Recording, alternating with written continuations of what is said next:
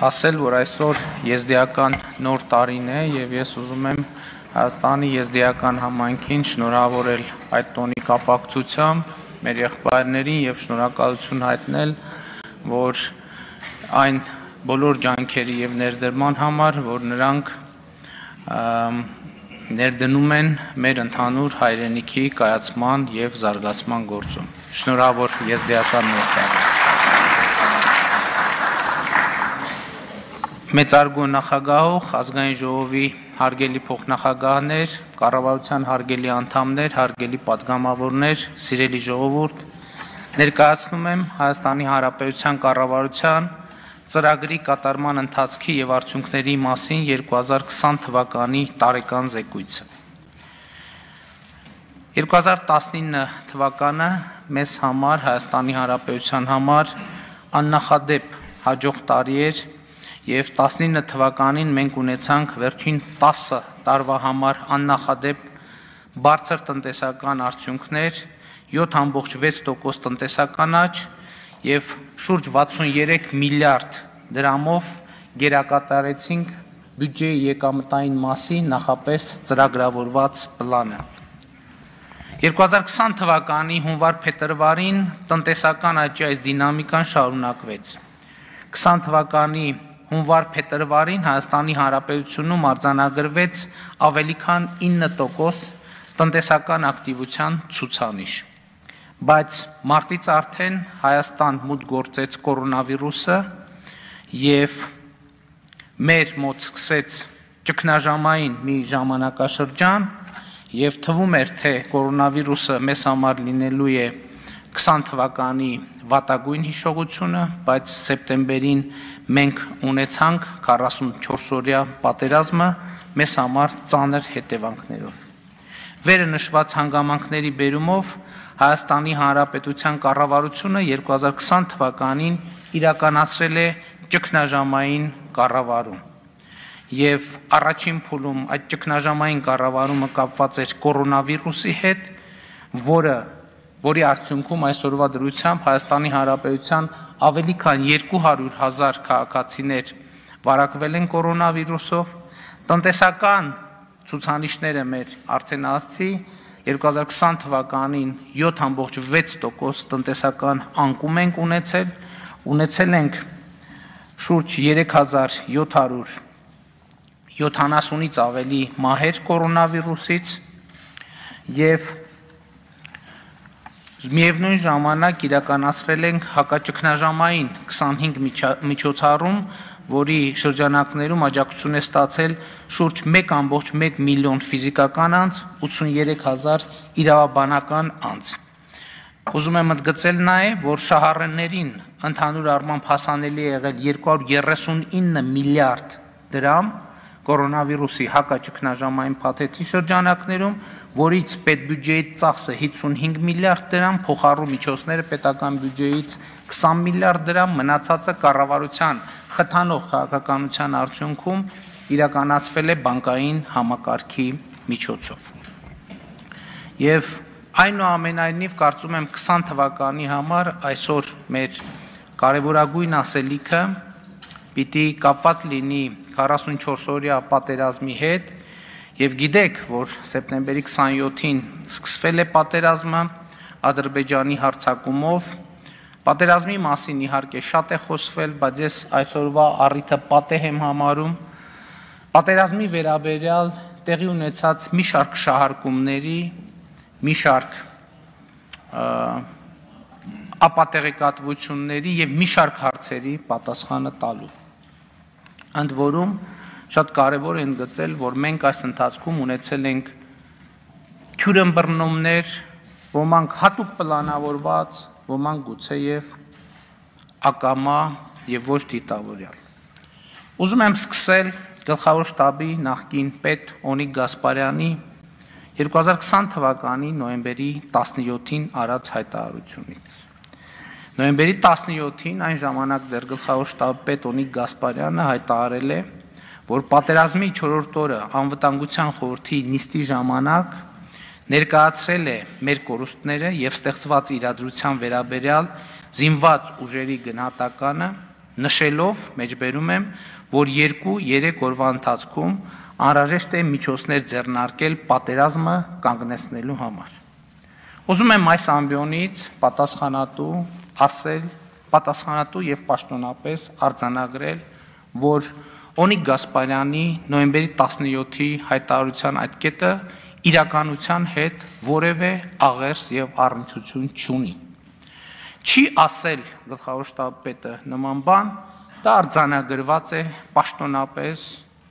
այդ թվում ձայնագրությամբ է արձանագրված, ընդհակառակը ասել է, խոսքը սեպտեմբերի 30-ի անվտանգության խորհրդի նիստի մասին է, ընդհակառակը ասել է, որ հակառակորդը ոչ մի առաջխաղացում չի ունեցել, բանակը զինված ուժերը կատարում է իր առջև դրված խնդիրը եւ մինչեւ վերջ կկատարի։ Ընդգծում եմ, գլխավոր շտաբի պետը անվտանգության խորհրդին հայտարարել է, որ բանակը կատարում է իր առջև դրված խնդիրը եւ մինչեւ վերջ կկատարի։ Ընդ որում ուզում եմ ընդգծել, որ գլխավոր շտաբի պետը սեպտեմբերի 30-ին չէր էլ կարող նման հայտարարություն անել։ Մի պարզ պատճառով, որովհետև 2020 թվականի օգոստոսի 21-ին անվտանգության խորհրդի նիստում ունեցած ելույթում զեկույցում, խնդրում եմ ուշադրություն դարձրեք ամսաթվին, 2020 թվականի օգոստոսի 21-ին հավաստիացրել է Արցախյան ուղղությամբ մենք կարող ենք արկա ուժերով ու միջոցներով ոչ միայն ներողություն ուժերով ու միջոցներով ոչ մի քայլ հետ սկզբունքով հետ մղել, ձախողել հակառակորդի հարձակումը եւ ջախջախել նրա խմբավորումները։ Էլ եմ ասում, գլխավոր շտաբի պետը 2020 թվականի օգոստոսի 21-ին անվտանգության խորհրդի նիստում անվտանգության խորհրդին զեկուցել է Արցախյան ուղղությամբ Հայաստանի զինված ուժերը կարող են արկա ուժերով եւ միջոցներով ոչ մի քայլ հետ սկզբունքով հետ մղել, ձախողել հակառակորդի հարձակումը եւ ջախջախել նրա խմբավորումները։ Սա Հայաստանի զինված ուժերի գլխավոր շտաբի պետի գնահատականն է եղել 2020 թվականի օգոստոսի 21-ին եւ 2020 թվականի սեպտեմբերի 30-ին։ Այս ամենը սակայն չի նշանակում, թե Հայաստանի քաղաքական ղեկավարությունը միջոցներ չի ձեռնարկել րոպե առաջ հրադադար հաստատելու ուղղությամբ։ Ես ուզում եմ ձեր բոլորին հիշեցնել, որ մենք ամենաբարձր մակարդակով 3 անգամ ունեցել ենք հրադադարի վերաբերյալ պաշտոնական հայտարարություններ եւ պայմանավորվածություններ։ Առաջին պայմանավորվածությունը տեղի է ունեցել հոկտեմբերի 10-ին Ռուսաստանի Դաշնության մայրաքաղաք Մոսկվայում եւ արտաքին գործերի նախարարների հանդիպման արդյունքում ընդունվել է հետեւյալ հայտարարությունը։ Ռուսաստանի Դաշնության, Հայաստանի Հանրապետության եւ Ադրբեջանի արտաքին գործերի նախարարները հայտարարում են. Ի պատասխան Ռուսաստանի Դաշնության նախագահ Վլադիմիր Պուտինի ուղերձի եւ համապատասխան Ռուսաստանի Դաշնության նախագահ Վլադիմիր Պուտինի, Հայաստանի Հանրապետության վարչապետ Նիկոլ Փաշինյանի եւ Ադրբեջանի Հանրապետության նախագահ Իլհամ Ալիևի պայմանավորվածությունների կողմերը համաձայնեցին ստորև ներկայացված քայլերի շուրջ։ Առաջին 2020 թվականի հոկտեմբերի 10-ի ժամը 12:00-ից մարդասիրական նպատակներով հայտարարվում է կրակի դադարեցման մասին ռազմագերիների եւ պահվող այլ անձանց զոհվածների մարմինների փոխանակման համար Կարմիր խաչի միջազգային կոմիտեի միջնորդությամբ եւ վերջինիս չափանիշների համաձայն։ Երկրորդ կրակի դադարեցման հստակ պարամետրները կհամաձայնեցվեն հավելյալ։ Երրորդ Հայաստանի Հանրապետության եւ Ադրբեջանի Հանրապետությունը ԵԱԿ Մինսկի խմբի համանախագահների միջնորդությամբ կարգավորման հիմնարար սկզբունքների հիման վրա ձեռնմուխ են լինելու առարկայական բանակցությունների խաղաղ կարգավորմանը շուտապույտ հասնելու նպատակով։ Կողմերը վերահաստատում են բանակցային գործընթացի ձևաչափի անփոփոխությունը։ Կրկնում եմ, այս հայտարարությունը ընդունվել է 2020 թվականի հոկտեմբերի 10-ին։ Ինչու չի կայացել հրադադարը։ Մի պարզ պատճառով։ Ադրբեջանը չի պահպանել հրադադարը Թուրքիայի այն հայտարարությունների ֆոնին, որ իրենց կարծիքով Ադրբեջանը չպետք է պահպանի հրադադարը։ Հաջորդ նման պայմանավորվածությունը տեղի է ունեցել 2020 թվականի հոկտեմբերի 18-ին։ Հետևյալ հայտարարությամբ զուգորդված Հայաստանի Հանրապետությունը եւ Ադրբեջանի Հանրապետությունը որոշել են հոկտեմբերի 18-ին տեղական ժամանակով ժամը 00-ից հաստատել մարդասիրական զինադադար, այսինքն կեսգիշերից։ Այս որոշումը կայացել է ի շարունակություն ԵԱՀԿ Մինսկի խմբի համանախագահ երկրները ներկայացրող Ֆրանսիական Հանրապետության, Ռուսաստանի Դաշնության եւ Ամերիկայի Միացյալ Նահանգների նախագահների հոկտեմբերի 1-ին արված հայտարարության, ԵԱՀԿ Մինսկի խմբի համանախագահների հոկտեմբերի 5-ին արված հայտարարության եւ համաձայն հոկտեմբերի 10-ին Մոսկվայում ընդունած համատեղ հայտարարության։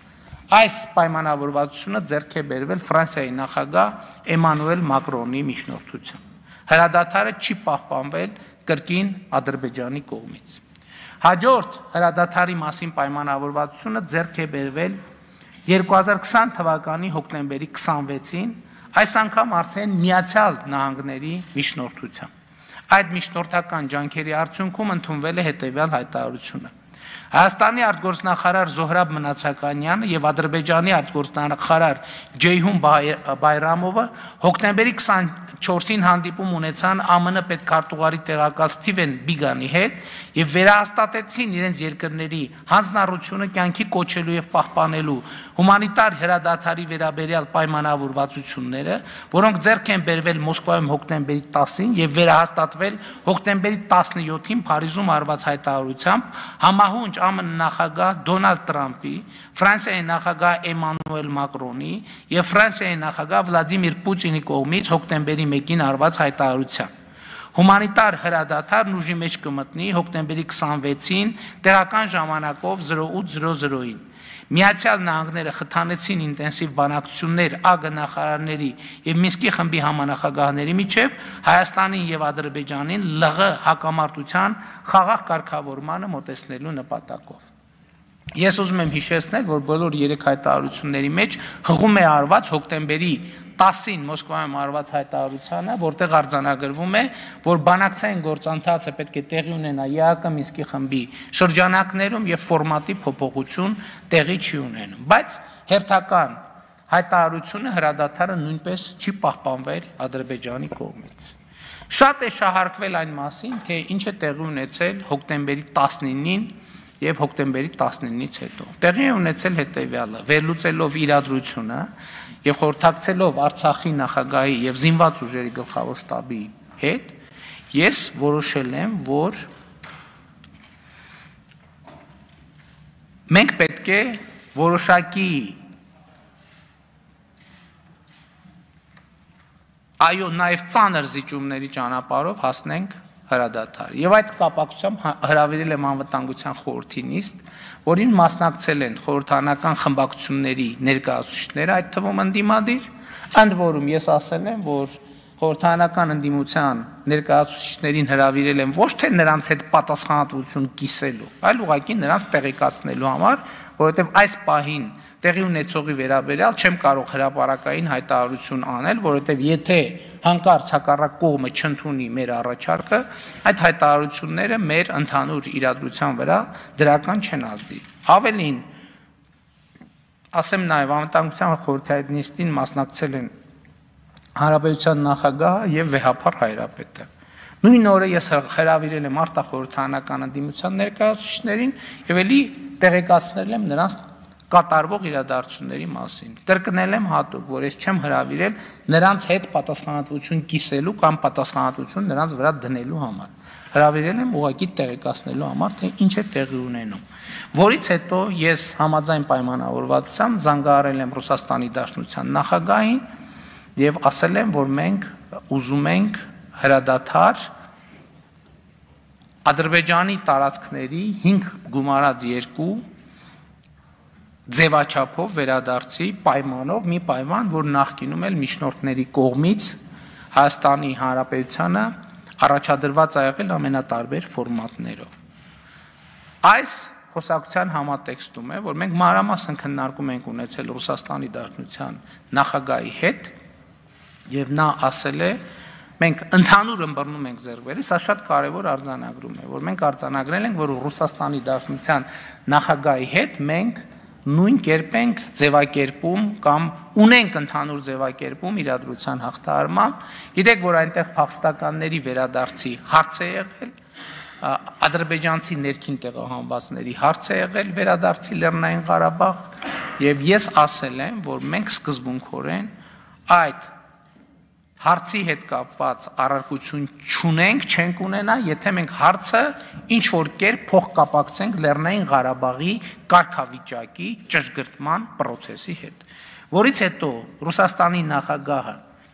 ունեցել է խոսակցություն Ադրբեջանի նախագահի հետ, ինչի արդյունքում պարզ է դարձել, որ ադրբեջանական կողմը կտրականապես չի ընդունում Հադրութի շրջանի դեօկուպացիայի մեր առաջարկը, մեր պահանջը, երկրորդը պահանջում է, որպեսզի անկախ ներքին տեղահանվածների հարցը որևէ ձևով վերադարձի հարց, այդ թվում Շուշի չկապվի կարգավիճակի ճշգրտման հետ, եւ նաեւ սա նոր դետալ է, որը ես պետք է նախկինում չեմ ասել այս դետալի մասին,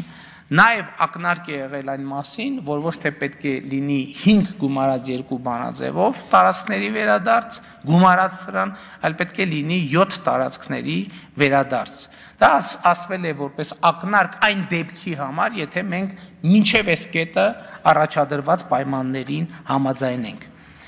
Եւ այս մանրամասները ինչու եմ նշում, որովհետև Ադրբեջանը ինչպես պատերազմից առաջ, այնպես էլ պատերազմի ընթացքում ըստ էության չի ընդունել Լեռնային Ղարաբաղի կարգավիճակի ճշգրտման օրակարգը, եւ սա եղել է, խնդրում եմ ուշադրություն դարձրեք, այսինքն Ադրբեջանը ընդհանրապես կտրականապես մի X պահից հրաժարվել է օրակարգ մտցնել կամ ավելի ճիշտ օրակարգային հարցի կարգավիճակով քննարկել Լեռնային Ղարաբաղի կարգավիճակի հարցը, եւ սա եղել է ուշադրություն դարձրեք 2016 թվականի 4-օրյա եւ 2021 թվականի 44-օրյա պատերազմի հիմնական ներողություն 2020 թվականի 44-օրյա պատերազմի հիմնական պատճառը։ Եվ հենց սա եմ նկատի ունեցել 2020 թվականի սեպտեմբերի 27-ին, այսինքն պատերազմի առաջին օրը այս ամբիոնից հետևյալ հայտարարությունը անելիս եւ ներողություն եմ խնդրում ինքս ինձնից մեջբերում անելու համար։ Եվ այսպես այս նույն ամբիոնից 2020 թվականի սեպտեմբերի 27-ին հայտարարել եմ մեջբերում ըստ էության Հայաստանի առաջ հետևողական եւ շահունակական պայման է դրվել զիջել առնվազն անվտանգության գոտին, այսինքն 7 շրջանները, առանց որևէ նախապայմանի, առանց որևէ կարգավիճակային ճշգրտման։ Էլ չեմ ասում, որ Ադրբեջանը շատ հստակ, այդ թվում նաև հրապարակային ընդգծել է, որ ինքը պատրաստ չէ ընդունել Լեռնային Ղարաբաղի որևէ այլ կարգավիճակ, որը կամ նույնը կլինի, կամ մի քիչ բարձր կլինի Լեռնային Ղարաբաղի ինքնավար մարզից։ Ես ուզում եմ մենք բոլորս սա հստակ արձանագրենք, որովհետև ես գիտեմ,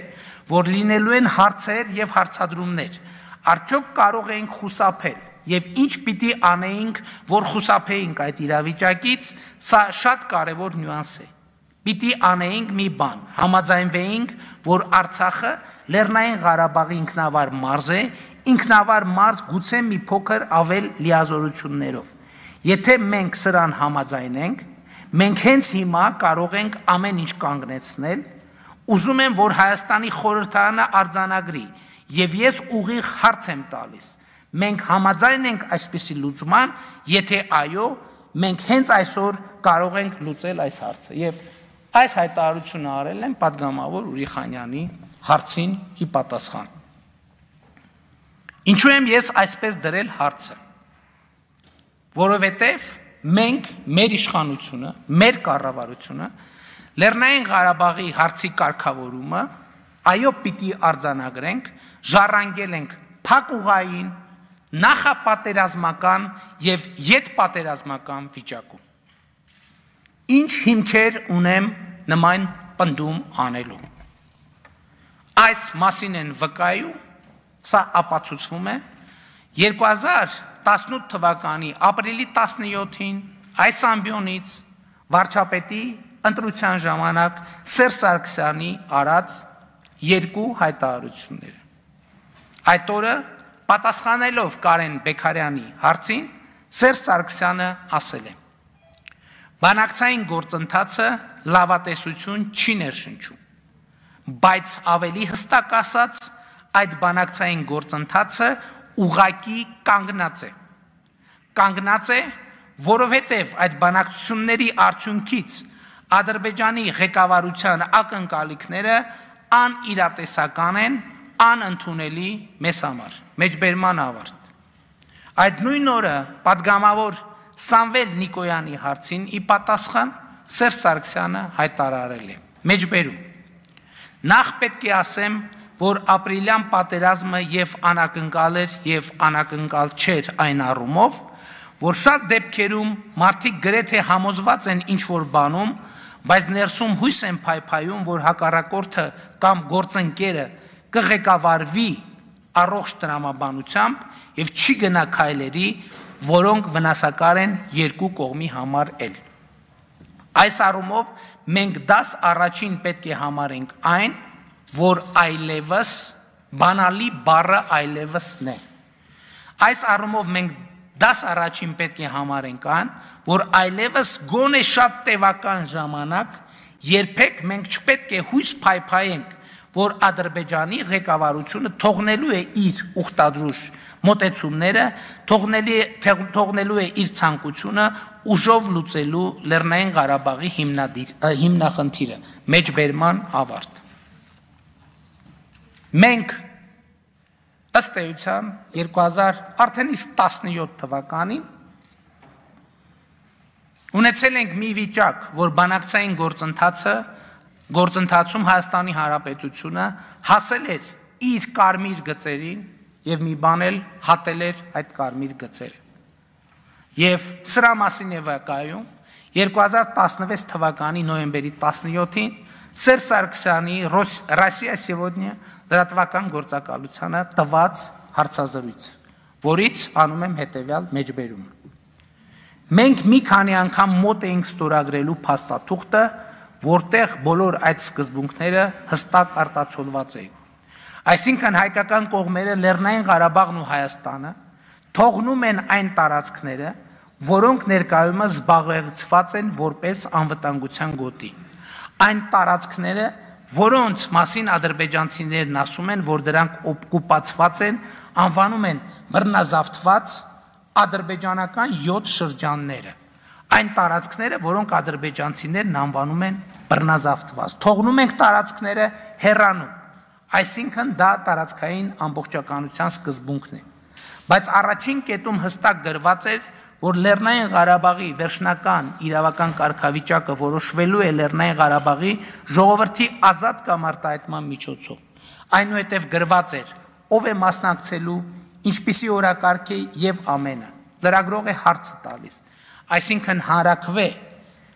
Սերժ Սարգսյանը պատասխանում է, այո, հանրաքվե։ Հենց դա է եղել ինքնորոշման սկզբունքի մարմնավորումը, բայց ամեն անգամ ադրբեջանական կողմը նոր պահանջներ էր առաջադրում։ Այսինքն, եկեք արձանագրենք, ուր ենք մենք հասել բանակցային գործընթացում։ Մենք հասել ենք միտեղ, երբ որ հայկական կողմը ասում է, Ադրբեջան 7 շրջանները քեզ են վերադարձում, Ադրբեջանն ասում է, ոչ, ավելին պիտի 10։ Հասկանում եք, բանակցային գործընթացը հասել է մի կետ, երբ որ հայկական կողմը, ընդ որում ես ասում եմ շատ կարևոր է, որ ես իմ մեկնաբանությունը չի։ Հայկական կողմը ասում է Ադրբեջան, վերադարձնում եմ 7 տարածքները, հանձնում եմ քեզ 7 տարածքները։ Ադրբեջանն ասում է ոչ, ավելին պետք է 10։ Եվ սրա մասին վկայում է Սերժ Սարգսյանը ևս մեկ հարցազրույց, որ նա տվել է 2017 թվականի հուլիսի 16-ին Արմենիա հեռուստաընկերությանը։ Ինչ արձանագրում։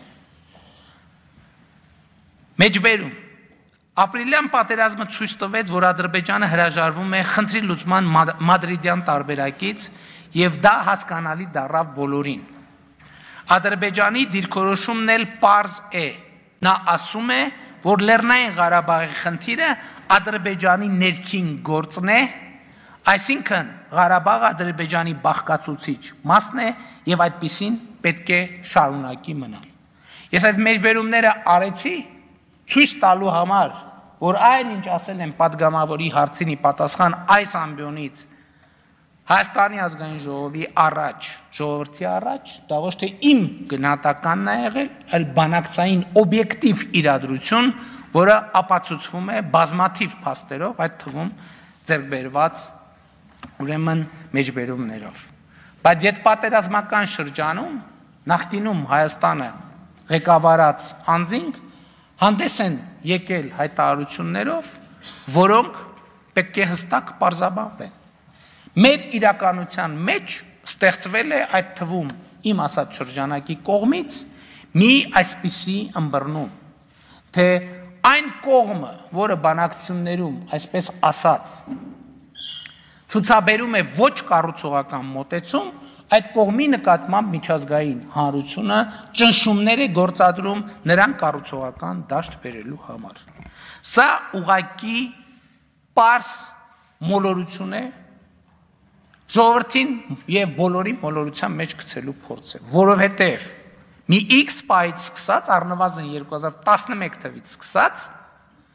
երբ որ ադրբեջանական կողմը որդեգրել է ապակառուցողական դիրքորոշումներ, միջազգային հանրությունը ոչ թե Ադրբեջանին համոզել է, որ արի կառուցողական դաշտ, այլ հայկական կողմի առաջ դրել է խնդիր, որ գիտես ավելի շատ զիջումներ արա, որպեսզի հնարավոր լինի Ադրբեջանին բերել կառուցողական դաշտ։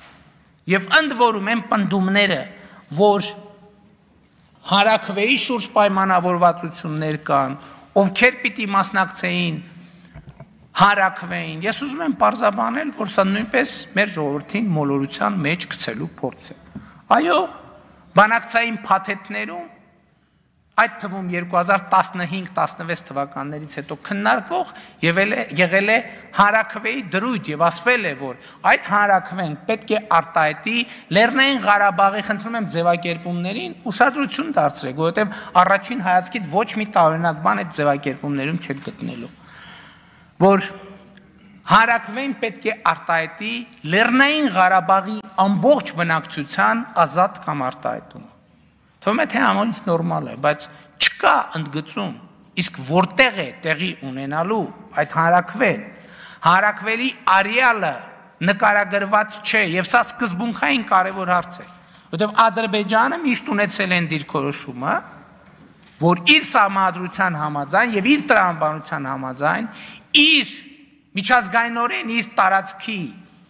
մաս համարվող որևէ հատվածի կարգավիճակի հարց կարող է ճշգրտվել միայն այնպիսի հանրաքվեով, որը պետք է տեղի ունենա Ադրբեջանի ամբողջ տարածքում։ Եվ սա եղել է բանակցություններում Ադրբեջանի դիրքորոշում։ Երբ որ հարց է ծագել, թե ոնց ենք մեկնաբանելու այս դրույթը, այդ թվում համանախագահներին այդպիսի հարց առաջադրվել, պատասխանը եղել է այն մեկնաբանությունը, որի շուրջ կհամաձայնվեն եւ Հայաստանը եւ Ադրբեջանը, ահա այդ մեկնաբանությունը ընդունելի է մեզ համար։ Հաջորդ հարցը, իսկ ինչ է նշանակում Լեռնային Ղարաբաղի ամբողջ բնակչություն։ Իսկ ինչ է դա նշանակում։ Ադրբեջանի մեկնաբանմամբ դա նշանակում է ներքին տեղահանվածներ, այդ թվում տեղահանումից հետո նրանց ընտանիքի անդամներ, որոնք ծնվել են դրանից հետո, եւ եկեք արձանագրենք, որ ըստ ամենայն դեպս եղած տվյալների հայտնի իրադարձությունների բերումով Արցախյան առաջի պատերազմի համատեքստում Լեռնային Ղարաբաղի ինքնավար մարզի տարածքից հեռացել է շուրջ 40,000 ադրբեջանցի, շուրջ, եթե ոչ ավել, գոնե պաշտոնական տվյալներով։ Հաջորդ հարցը, իսկ ինչ կոնկրետ հարց է դրվելու հարաքվեի, ով է ձևակերպելու այդ հարցը։ Այս հարցին նույնպես հստակ պատասխաններ չեն եղել։ Եվ շատ կարևոր է մի սկզբունքային կարևոր նրբություն, որ երկար ժամանակ եւ հետեւականորեն թաքցվել է հայ հանրությունից։ Երբ որ ասվում է Սերժ Սարգսյանի կողմից, որ Ադրբեջանը հրաժարվում է խնդրի լուծման մադրիդյան տարբերակից, սա պետք է հասկանալ, թե ինչ է նշանակում։ Ուրեմն մադրիդյան տարբերակում կա մի այսպիսի հասկացություն, միջանկյալ կարգավիճակ։ Ադրբեջանը ըստ էության 2011 թվականից սկսած հրաժարվում է միջանկյալ կարգավիճակի քննարկումից եւ թվում է, թե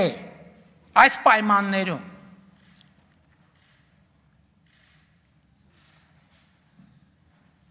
բանակցային հմտությունների արդյունքում հայկական կողմը կարողանար հասնել նրան ճիշտ քաղաքականության արդյունքում, ճիշտ արտաքին քաղաքականության արդյունքում, հայ-ամերիկյան, հայ-ֆրանսիական, հայ-ռուսական, ճիշտ հարաբերությունների կառուցման արդյունքում պետք է հասնել նրան, որ միջնորդները Ադրբեջանին համոզեին, որ գիտես ինչ արի ես միջանկյալ կարգավիճակը ընդունի։ Բայց փաստն այն է, որ Ադրբեջանի այս դիրքորոշումը 2014-15 թվականներից սկսած արժանացել է միջնորդների աջակցությանը եւ 2016 թվականի ապրիլյան պատերազմը սկսել է այն բանից հետո, երբ միջնորդների կողմից հայկական կողմին առաջարկվել է, որ հայկական կողմը հրաժարվի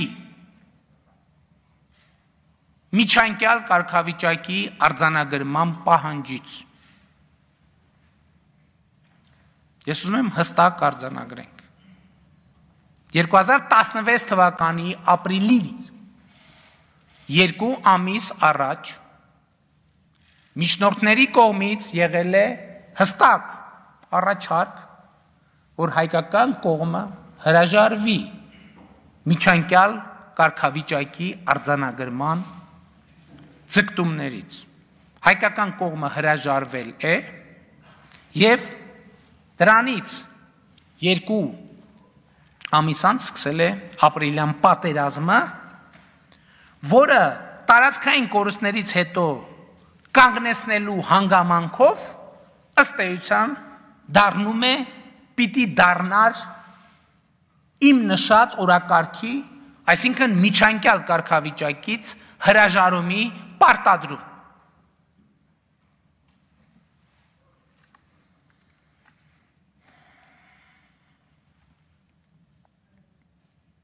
Եվ կրկին ուզում եմ անդրադառնալ Հայաստանում նախկինում ղեկավարած անձանց արած հայտարարություններին, մասնավորապես Քոչարյանը, Ռոբերտ Քոչարյանը 2020 թվականի դեկտեմբերի 4-ին 5-րդ ալիքին տված հարցազրույցում հայտարարել է. կարելի է մի շարք օրինակներ բերել։ Այս ամենահամադրության մեջ միասին ստեղծել է մի վիճակ, երբ դու Ադրբեջանին շանս չես թողել հույս պահելու, որ դիվանագիտական ճանապարհով ինքը կարող է որևէ բանի հասնել։ Իսկ եթե այսպիսի շանս չես թողնում, մնում է պատերազմը։ Սա ուղղակի հանճարեղ նախադասություն է, որը արտահայտում է հայկական կողմի 20-ամյա դիվանագիտության եւ բանակցային տրամաբանություն։ Այսինքն հայկական կողմը բանակցությունների շուրջ ունեցել է մի խնդիր, անընդհատ հույս ներշնչել Ադրբեջանին, որ նա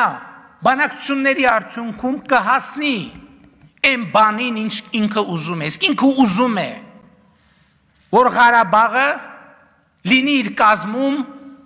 մշակութային կամ որևէ ինքնավարության կարգավիճակում, իսկ եթե հնարավոր է,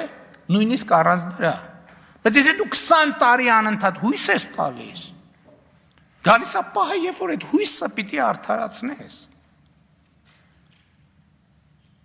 Չի կարող լինել այնպես, որ դու 20 տարի հույս տաս, հույս ես տալիս, պետք է արդարացնես այդ հույսը։ Եվ սա ամենամեծ ձախողումն է, երբ որ ամբողջ հայ ժողովրդին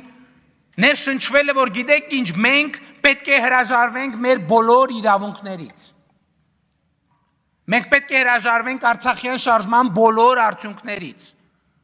Շրջանառության մեջ է դրվել ամենաանհեթեթ թեզը, որ կարելի էր դնել։ Ամենավատ բանակցությունները ավելի լավ են, քան ամենալավ պատերազմը։ Ավելի մեծ անհեթեթություն դժվար էր հորինել, որ ամենավատ բանակցությունները բերում են ամենավատ պատերազմի։ Էլ չեմ ասում, որ հենց Ռոբերտ Քոչարյանի ժամանակներում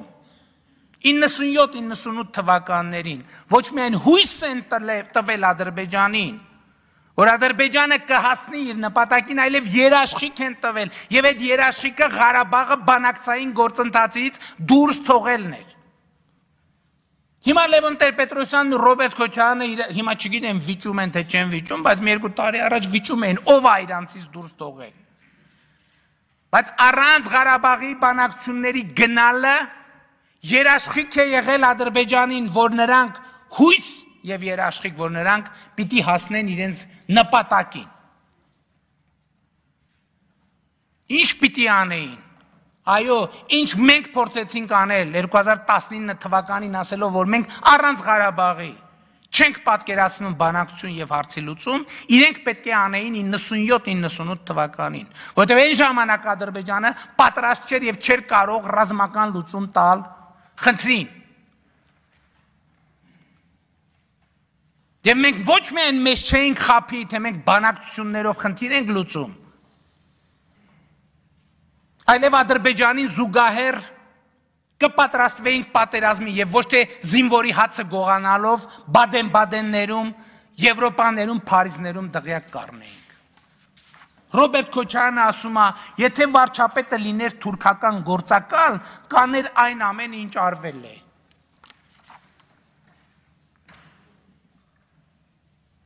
Եթե Ռոբերտ Քոչարյանը լիներ թուրքական գործակալ եւ 97-98 թվականներին, եթե Հայաստանը ղեկավարեին թուրքական գործակալներ, ամենամեծ ծառայությունը, որ նրանք կարող էին մատուցել Ադրբեջանին, Ղարաբաղը բանակցային գործընթացից դուրս թողելն է, երաշխիք տալով, որ նրանք ներքուստ Ղարաբաղը համարում են Ադրբեջանի մաս։ Եթե Ռոբերտ Քոչարյանը լիներ թուրքական գործակալ, այո, նրա օրոք Հայաստանի խորհրդարանում կգնդակահարեին Վազգեն Սարգսյանին եւ Կարեն Դեմիրճյանին, որովհետեւ եթե ոչ թուրքական գործակալի օրոք կարող էր գործակալների օրոք, եթե ազգային անվտանգության ծառայությունը 1999 թվականին ղեկավարվեր թուրքական գործակալի կողմից, այո, կգնդակահարեին խորհրդարանում Հայաստանի Արցախյան հաղթանակի հեղինակին եւ Հայաստանը արդյունաբերական երկիր դարձրած առաջնորդին։ Այո, դա կարող էր տեղի ունենալ մի պայմաններում, եթե նրանց անվտանգությունը ապահովված լիներ թուրքական գործակալների կողմից։ Էլ չեմ ասում, որ 1998 թվականին իշխանության հասնելով Քոչարյան-Սարգսյան զույգը դավաճանություն էր համարում Ղարաբաղի հարցը փուլային եղանակով լուծելու հնարավորությունը, նույնիսկ դա քննարկելը։ Մինչդեռ 2018 թվականի դրությամբ սեղանին է եղել բանակցային մի փաթեթ, որը վերնագրված է այսպես. Декларация о первом этапе и о дальнейших шагах в Нагорно-Карабахском урегулировании. 98 թվականին նրանք համարում էին, որ Ղարաբաղի հարցը չի կարող փուլային տարբերակով լուծվել։ Եվ նրանց գործունեության արդյունքում մենք հասանք մի կետի, որտեղ սեղանին դրված է Декларация о первом этапе и о дальнейших шагах в Нагорно-Карабахском урегулировании. Եվ որտեղ է հետևությունը, որտեղ է եզրակացությունը, որտեղ է վճիռը, որ այո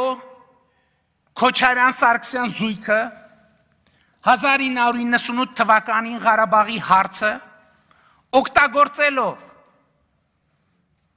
իշխանության հասնելու համար 20 տարվա ընթացքում տանուլ է տվել Լեռնային Ղարաբաղի բանակցային գործընթացը, առաջին Արցախյան պատերազմում տարած հաղթանակը, հայ ժողովրդի բոլոր զրկանքները տանուլ են տվել, խուրդել են, մանրել են Բադեն-Բադեններում, հունական կղզիներում առանձնատներ կառուցելով, Փարիզներով ու Հռոմներում հյուրանոցներ ու առանձնատներ կառուցելով ու ձեռք բերելով։ Տանուլ են տվել դիվանագիտության դաշտում, տանուլ են տվել բանակաշինության դաշտում, ոտի վրա բանակի կենացը խմելով, զինվորի հացը գողանալով, տանուլ են տվել ենթակառուցվածքների և ընդհանրապես պետության զարգացման հարցում։ Սա 2017 թվականին արված վերլուծություն է, 2017 թվականին արված վերլուծություն է ֆինանսավորված այն ժամանակ գործած իշխանությունների կողմից։ Սա անդիմությունը չի ֆինանսավորել, սա իշխանությունն է ֆինանսավորել։ Ըստ այդմ կրիտիկական ենթակառուցվածքների զարգացման տեսակարար կշռով Հայաստանի Հանրապետությունը պայմանական միավորներով 11 հաշվով զիջել է Ադրբեջանին, դեռ 2017 թվականին, սա իշխանական ֆինանսավորմամբ արված վերլուծություն է։ Ընդ որում այս հաշվարկի մեջ հաշվի չեն առնված էլեկտրաէներգետիկ համակարգը, տրանսպորտը և սպառազինությունը, եթե սրանք ներառեին, այս հարաբերակցությունը կլիներ 21։ Հաջորդը, ուզում եմ այս վերլուծությունից ևս մի անդրադարձ անել։ Էլի նույն վերլուծություն։ Հայաստանի Հանրապետությունում ռազմարդյունաբերական համակարգը սկսեց ձևավորվել միայն 2016 թվականի ապրիլից։ Այդ ժամանակ էր, որ օրենսդրություն ընդունվեց, ինստիտուցիոնալ տեսք ստրվեց։ Ադրբեջանից 11 տարի ուշացումով։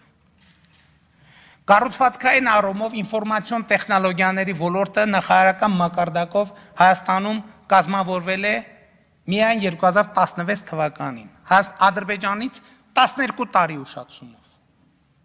Բարձր տեխնոլոգիաների ոլորտը Հայաստանում ի տարբերություն Ադրբեջանի նախարարական մակարդակով 2017 թվականին տակավին ձևավորված չէր, մինչդեռ Ադրբեջանին 13 տարի առաջ այդ ոլորտում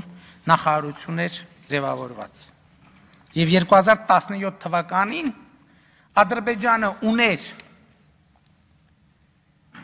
երկրի ուղեծրում 3 արբանյակ, որոնցից մեկը հետախուզական, որը գնել էր։ Այո, Ադրբեջանը հետախուզական արբանյակ էր գնում, իսկ Հայաստանի իշխանությունները գնում էին հողամասեր հունական կղզիներում, Եվրոպաներում, այնտեղ որտեղ հնարավոր էր։ Եվ ուրեմն պետք է արձանագրել, որ մենք պիտի ասենք, որ այո, նրանք տանուլ են տվել պետության ինստիտուցիոնալ կայացման հարցում, պետությունը վերածելով մի մաֆիոզ կառույցի, որը քամում է Հայաստանի կենսական միջոցները։ Ու այդ մաֆիոզ կառույցները մինչև այսօր իրենց շոշափուկները ունեն ամենուր։ Սկսած դատական համակարգից, վերջացրած ցավոք սրտի, մինչև անգամ մենք տեսանք դրա կոնկրետ երևույթները զինված ուժերում։ Ու մենք պետք է արձանագրենք, որ մենք կռիվ ենք տվել ընդդեմ այդ 20-ամյա դավաճանության, ընդդեմ այդ 20-ամյա կապիտուլյացիայի։ Բայց նույնիսկ բուն կռվի և պատերազմի ժամանակ նրանք պաշտպանել են իրենց պարտությունը։ Մեր հասցեին հնարավորինս բարձր գոռալով դավաճան,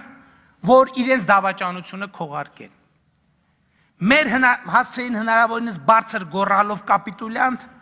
որ իրենց կապիտուլյացիայից ուշադրությունը շեղեն։ Կապիտուլյանտը դուք եք, դավաճանը առավել ևս։ Ասում եմ 20 տարի Հայաստանը թալանած իշխած էլիտա են։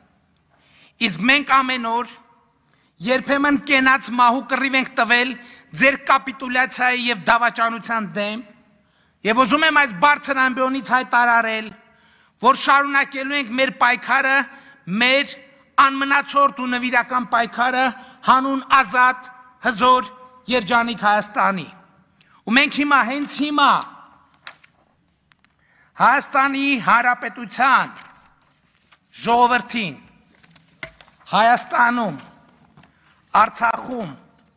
եւ Սփյուռքում ասում ենք ուղիղ, սիրելի ժողովուրդ, չհուսահատվեք, չվհատվեք, դուխներդ տեղը, գլուխներդ բարձր, որովհետև այո Հայաստանում կա ապագա, Հայաստանում ապագա կա, Արցախում կա ապագա, Արցախում ապագա կա, հայ ժողովուրդը ունի ապագա եւ մենք միասին կերտելու ենք ազատ երջանիկ եւ հզոր այդ ապագան։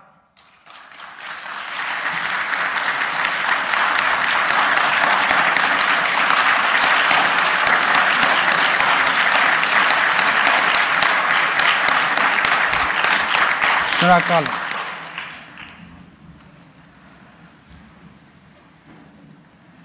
Ես ուզում եմ մեր բոլորիս ուշադրությունը հրավիրել այն փաստի վրա, որ մենք այնուամենայնիվ պետք է խոսենք ապագայի մասին։ Ապագայի մասին այդ խոսակցության ամենակարևոր մասը Լեռնային Ղարաբաղի հարցի կարգավորումն է։ Եվ ես ուզում եմ ընդգծել, որ մենք քաղաքական հարց, որպես քաղաքական եւ ոչ թե ռազմական հարց, ուզում եմ բոլորիս ուշադրություն հրավիրել այս փաստի վրա, որպես բանակցային հարց, այո, պետք է դնենք Լեռնային Ղարաբաղի ինքնավար մարզի տարածքի դեօկուպացիայի խնդիրը։ Մեծ էլի եմ ասում, մենք սա պիտի ձևակերպենք ոչ թե որպես ռազմական հարց, այլ որպես բանակցային քաղաքական հարց։ Եվ մենք պետք է հետևականորեն շարունակենք Լեռնային Ղարաբաղի համար անջատում հանուն փրկության բանաձևի իրագործումը, որովհետև դուք տեսաք, թե երեք կամ նախորդին ինչ իրադարձություններ տեղի ունեցան Ադրբեջանում։ Դա ուղղակի աներևակայելի մի բան է եւ կարծում եմ մենք բոլոր ամբիոններից, բոլոր հնարավոր տեղերից պետք է հրավիրենք բոլորի ուշադրությունը, որ կարող են պատերազմի տառապանքների եւ զոհերի թանգարան բացվել մի երկրում, որը հայատյատության, ատելության ամենամեծ եւ ամենակարևոր դրսեւորումն է։ Եվ սա ամենամեծ հիմքն է, որ մենք միջազգային հանրությանը ցույց դնենք Լեռնային Ղարաբաղի համար անջատում հանուն փրկության սկզբունքի կիրառելիությունը, որը մեր հետագա բանակցային գործընթացի առանցքը պիտի կազմի։ Հաջորդ խնդիրը, որը մեզ համար շատ կարևոր է, հարցն է եւ մենք պետք է պատասխանենք, թե ինչպես է ապահովում մեր երկրի անվտանգությունը։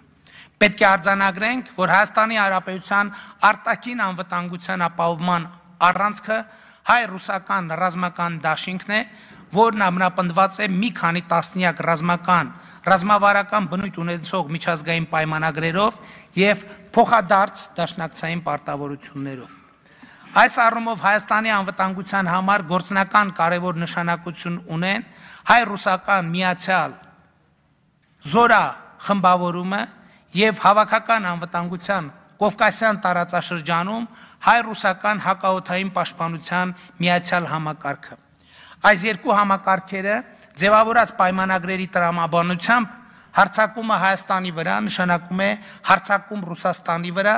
եւ երկու երկրները համատեղ պետք է դիմակայեն արտաքին մարտահրավերները։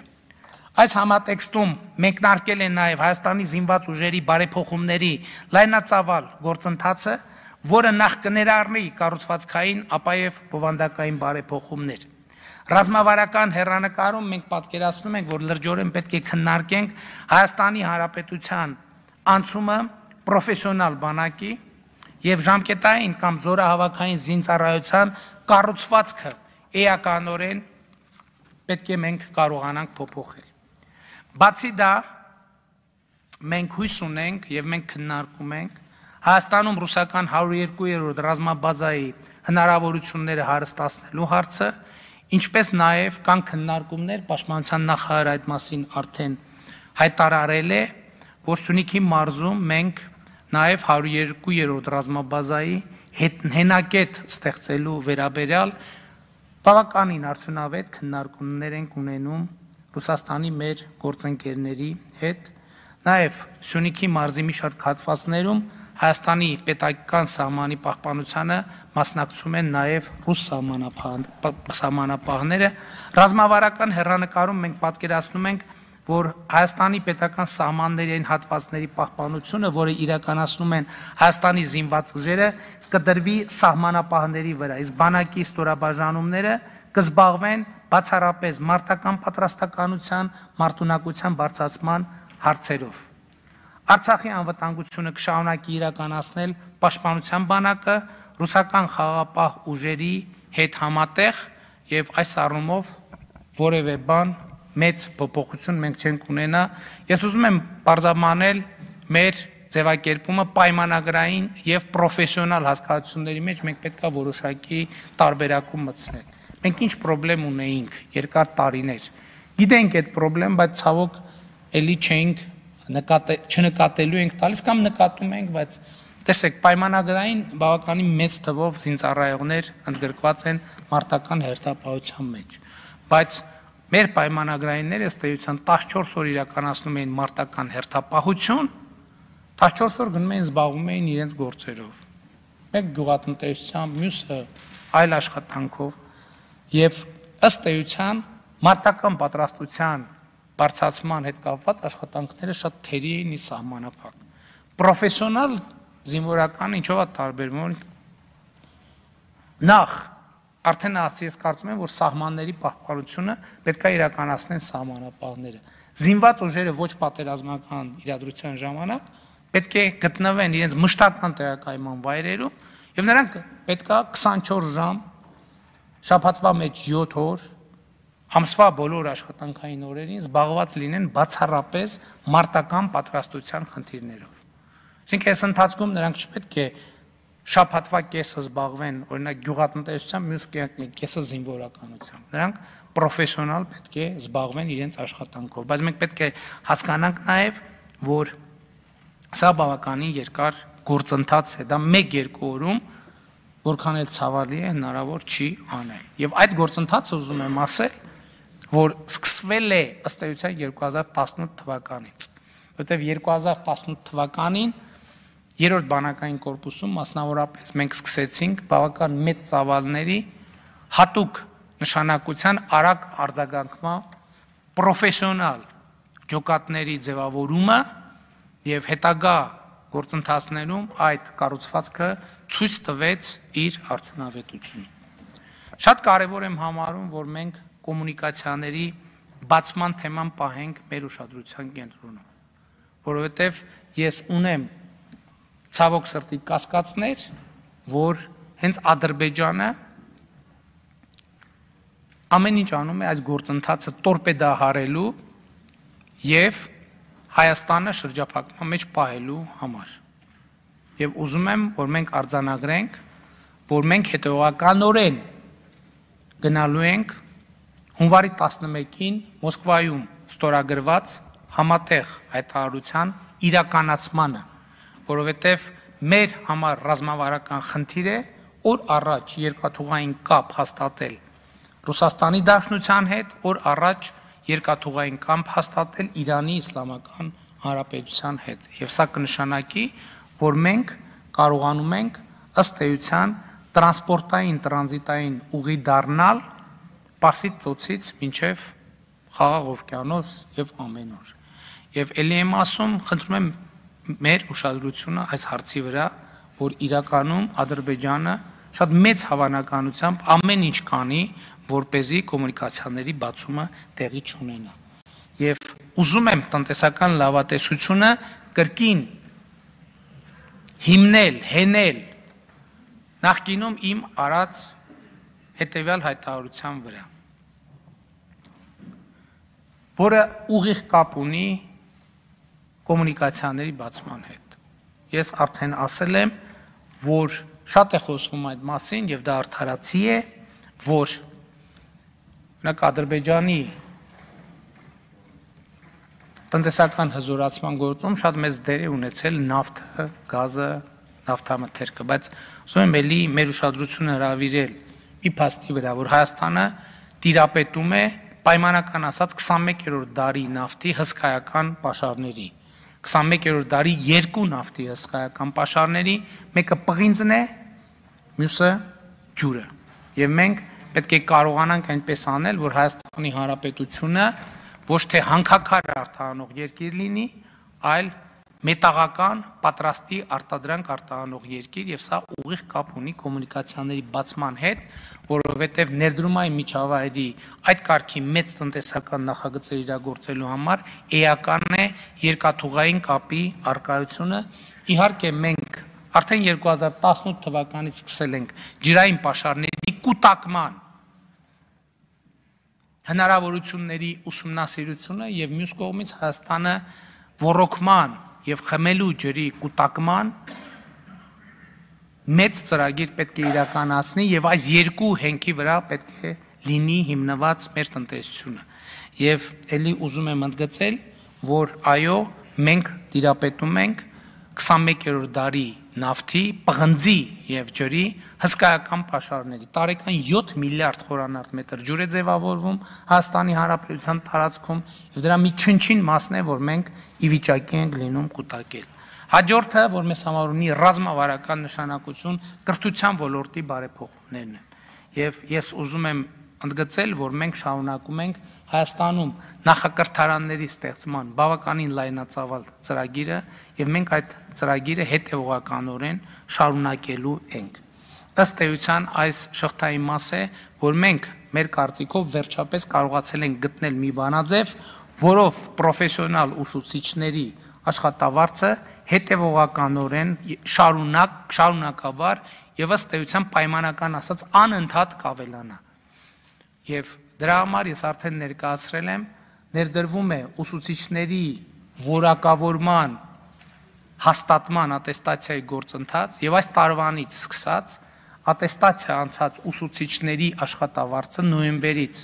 30-ից 50%-ով կբարձրանա եւ շարունակաբար բոլոր այն ուսուցիչները, ովքեր իրենց որակավորումը կվերահաստատեն, նրանց աշխատավարձերը առաջին փուլում կբարձրանա 30-ից 50%-ով, հետագայում նրանք իրենց գործունեության արդյունքում հնարավորություն կունենան հավաքել կրեդիտներ, բարձրացնել իրենց որակավորման հավաստման մակարդակը եւ շարունակաբար ունենալ աշխատավարձերի բարձրացում։ Հաջորդ ուղղությունը, որ մենք որդեգրել ենք, գիտության ֆինանսավորման ավելացումն է։ Դուք գիտեք, որ մենք այս տարի նաև խորհրդարանի հետ համագործակցությամբ, չնայած ինչ էլ անում ենք խորհրդարանի հետ համագործակցությամբ ենք անում, 14.5%-ով ավելացրեցինք գիտության ֆինանսավորումը 2 միլիարդ դրամ հավելյալ միջոցներ տրամադրելով։ Եվ ուզում եմ ասել, որ 2022-ից 2025 թվականների ընթացքում ամեն տարի գիտության ֆինանսավորումը միջինում աճելու է 3-ից 5 միլիարդ դրամով։ Ընդ որում ուզում եմ ընդգծել, որ ինչպես ուսուցիչների պարագայում, այս դեպքում էլ մենք հիմա ներդրում ենք մի համակարգ, որը գիտաշխատողների աշխատավարձերի շարունակական բարձրացման հնարավորություն պիտի ընձեռի, սկսած ասպիրանտներից, վերջացրած գիտահետազոտական ինստիտուտների տնօրեններից։